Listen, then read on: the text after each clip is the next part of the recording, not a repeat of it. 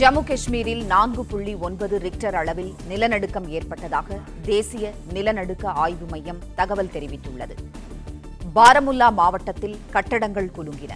வீடுகளை விட்டு வெளியேறி மக்கள் தெருக்களில் தஞ்சமடைந்தனர். ஜம்மு காஷ்மீரில் 4.9 ரிக்டர் அளவில் நிலநடுக்கம் பதிவானதாக தேசிய நிலநடுக்க ஆய்வு மையம் தகவல். பாரமுல்லா மாவட்டத்தில் கட்டடங்கள் குலுங்கின. வீடுகளை விட்டு வெளியேறி மக்கள் தெருக்களில் தஞ்சமடைந்தனர். பாகிஸ்தான் ஆக்கிரமிப்பு காஷ்மீரில் முசாஃபராபாத்திலும் நிலநடுக்கம் உணரப்பட்டதாக தகவல் கிடைத்துள்ளது. செய்தியாளர் மாணிக்கம் இணைப்பில் இருக்கிறார். மாணிக்கம், வணக்கம். ஜம்மு காஷ்மீரில் நிலநடுக்கம் ஏற்பட்டுள்ளது, விவரங்களை சொல்லுங்க.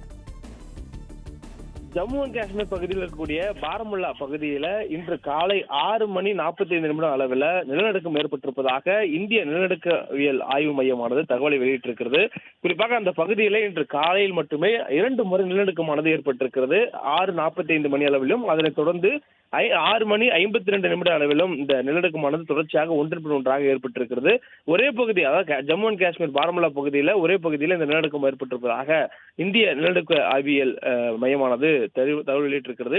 ரெக்டர் அளவுகளில் இதனுடைய பதிவு விவரங்களும் வெளியிடப்பட்டிருக்கின்றன. காலை 6:45 ஏற்பட்ட நிலநடுக்கம் ரெக்டர் அளவுகளில் 4.9 அதன் பின்னால் 6:52 அளவில் ஏற்பட்ட நிலநடுக்கம் 4.8 என்ற ரெக்டர் அளவுகளில் பதிவாகி இருப்பதாகவும் தெரிவிக்கப்பட்டிருக்கிறது.